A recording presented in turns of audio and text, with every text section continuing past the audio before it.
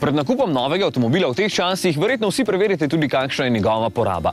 Če se vam zdi prevelika, potem se odločite za šibkejši motor, izberete dizelskega, o elektriki sicer gotovo še ne razmišljate, lahko pa premišljujete o plinu. Ta je v zadnjih letih postal pogosta cenejša alternativa.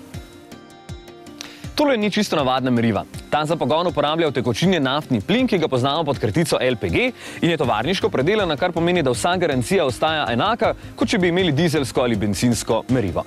Res, da poraba ne bo manjša. V bistvu bo celo večja, ampak je cena za plin na grobo gledano skoraj polovico manjša od cene bencina, kar pomeni, da je strošek točenja skoraj polovičen. Če vas skrbi, kje natočiti plin, potem vas lahko potolažim, saj so polnilne postaje nameščene že na 87 bencinskih črpalkah. Tankanje pa je v bistvu čisto enostavno. Samo takšen len nastavek privijete v odprtino za plin in potem, ko ste končali, namestite še pištolo za utekočinjen naftni plin. In je to to. Na koncu pa jasno še zaprete.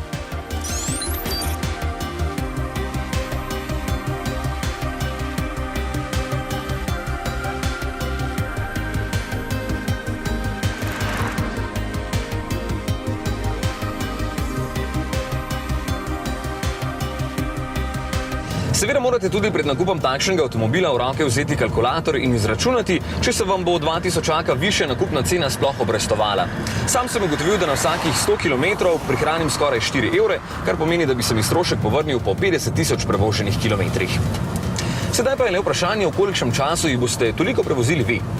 Če je relativno kmalu, potem se izplača.